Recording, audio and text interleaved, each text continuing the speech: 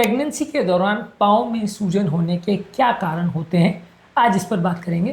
Pregnancy के दौरान अक्सर फीमेल पेशेंट्स में काफ़ी बार पाँव में सूजन देखी जाती है। इसके अलग अलग कारण हो सकते हैं। ज़्यादातर लोगों को ऐसा लगा कि किडनी फेलियर की वजह से पानी भर गया या हार्ट फेलियर की वजह से हो गया, पर ऐसा ज़रूरी नहीं है। बहुत सारे पेशेंट को normal heart, normal liver, normal kidney के बावजूद भी पानी भर सकता है। ये सारे कारणों पर आज बात करेंगे और इसकी क्या इंपॉर्टेंस है इसको समझने का प्रयास करेंगे, ताकि एक अंडरस्टैंडिंग डेवलप हो पाए और पाँव में सूजन को बेटर वे में मैनेज कर सकें। टॉपिक पर जाने से पहले जो लोग हमारे चैनल पर नए हैं उन्हें रिक्वेस्ट करूँगा कि चैनल को सब्सक्राइब करें, वीडियोस को लाइक करें, शेयर करें, फॉलो करें, कमेंट करें, पूरा देखिए। टॉपिक इंपॉर्टेंट है इसलिए इसे अंत तक देखिएगा। चलिए शुरू करते हैं इंपॉर्टेंट वीडियो।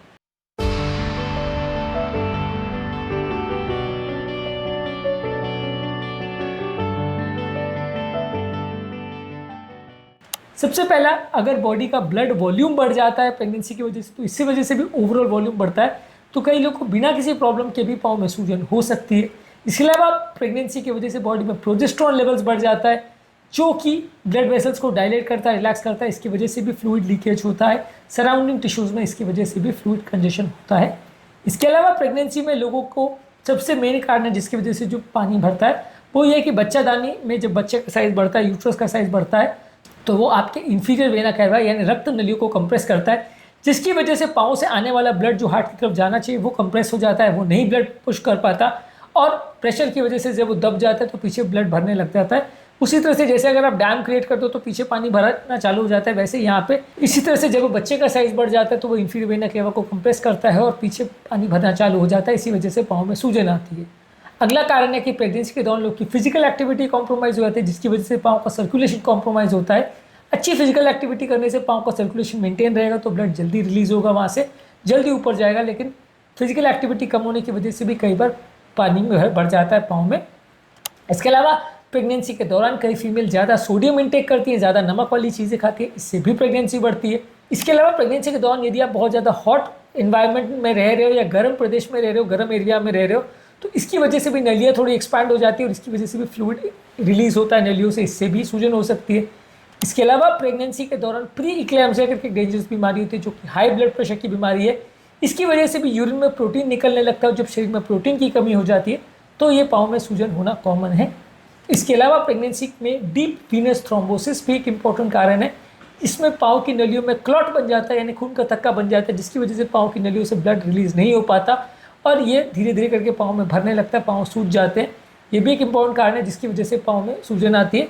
ये ज़्यादातर एक पाँव में ज़्यादा होता है, दूसरे पाँव में कंपैरेटिवली उतना सेम टाइम पे नहीं होगा, जबकि बाकी ज़्यादातर कारणों में दोनों पाँव में एक साथ मिलेगा। इसके अलावा प्रेगनेंसी के दौरान काफ़ी लोग का फ्लूइड बैलेंस कॉम्प्रोमाइज़ हो सकता है किडनी फेलियर की वजह से। किडनी फेलियर वैसे भी प्रेगनेंसी में ज़्यादा कॉमन है और पहले से अगर किडनी का प्रॉब्लम रहा हो तो और ज़्यादा चांस बढ़ जाते हैं, तो इस तरह के पेशेंट्स को भी सूजन आ सकती है। लिवर फेलियर भी प्रेगनेंसी में ज़्यादा होता है, खासकर जिनको प्री एक्लेम्सिया और हेलेप सिंड्रोम करके बीमारी होती है, उस तरह के पेशेंट को लिवर फेलियर भी ज़्यादा होता है और इस तरह के पेशेंट्स को भी पाँव में सूजन आने का चांस ज़्यादा हो सकता है, बॉडी का प्रोटीन लेवल कम हो सकता है। इसके अलावा प्रेगनेंसी में हार्ट फेलियर भी बहुत कॉमन है।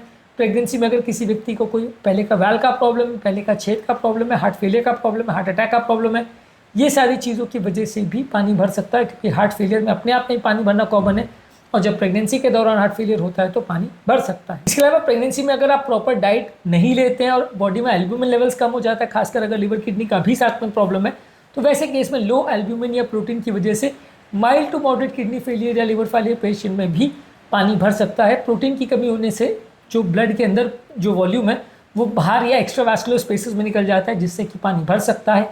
इसके अलावा प्रेगनेंसी के दौरान इन्फेक्शन होने का चांस भी बहुत ज़्यादा है, खासकर पाँव में। हालांकि इस तरह के इन्फेक्शन ज़्यादातर एक पाँव में ज़्यादा होंगे, सेलुलाइटिस वगैरह है, लेकिन ये इन्फेक्शन होना भी पाँव में सूजन होने का दूसरा कारण हो सकता है। प्रेगनेंसी के दौरान वेरिकोज वेन्स होने का चांस भी बढ़ जाता है, क्योंकि प्रेगनेंसी की वजह से बैक प्रेशर बढ़ता है, नसें कंप्रेस होती है, जिसकी वजह से वेन्स का प्रेशर बढ़ जाता है, वेन्स फूल जाते हैं और किसी व्यक्ति को अगर पहले से वेरिकोज वेन्स का प्रॉब्लम हो तो वो बढ़ जाएगा और इससे पाँव में सूजन होने का चांस बढ़ जाएगा। इसके अलावा प्रेगनेंसी में लिम्फेटिक ऑब्स्ट्रक्शन भी हो सकता है, यानी प्रेगनेंसी के दौरान प्रेशर की वजह से लिम्फेटिक डक्ट्स में भी ड्रेनेज कम हो सकता है, इससे भी लिम्फ कनेक्शन हो सकता है और पानी भर सकता है। तो यानी कि समझने का बात यह है कि प्रेगनेंसी में सिर्फ एक प्रॉब्लम नहीं होता, बहुत सारे ऐसे कारण होते हैं जिससे कि पाँव में सूजन आ सकती है। सिर्फ एक छोटी मोटी प्रॉब्लम नहीं है, बहुत सारे इसके कारण हो सकते हैं। इसको आपको पता करना ज़रूरी है ताकि आप प्रॉपर वे में ट्रीट कर पाओ। यदि आप अंदाज से खाली सबको पेशाब बढ़ाने की दवा दे दोगे तो बात नहीं बनेगी। हर तरह की बीमारी का अलग तरह का ट्रीटमेंट होता है और सबसे पहले इसमें स्टेप ज़रूरी है कि हम उस कारण को समझें जिसकी वजह से सूजन आ रही है। आज के टॉपिक में हमने प्रेगनेंसी में पाँव में सूजन के कारणों पर बात करी। इसके अलावा अलग टॉपिक पे हमने प्रेगनेंसी में पाँव के सूजन के ट्रीटमेंट पर बात करी है, इसके टिप्स पर बात करी है। वो वीडियोज़ को भी ज़रूर चेकआउट करें। उम्मीद करूँगा कि आज के टॉपिक में कुछ नई बातें जानने को मिली होगी। जो लोग हमारे चैनल पर नए हैं उन्हें रिक्वेस्ट करूँगा कि चैनल को सब्सक्राइब करें, वीडियोज़ को लाइक करें, शेयर करें, फॉलो करें, कमेंट करें।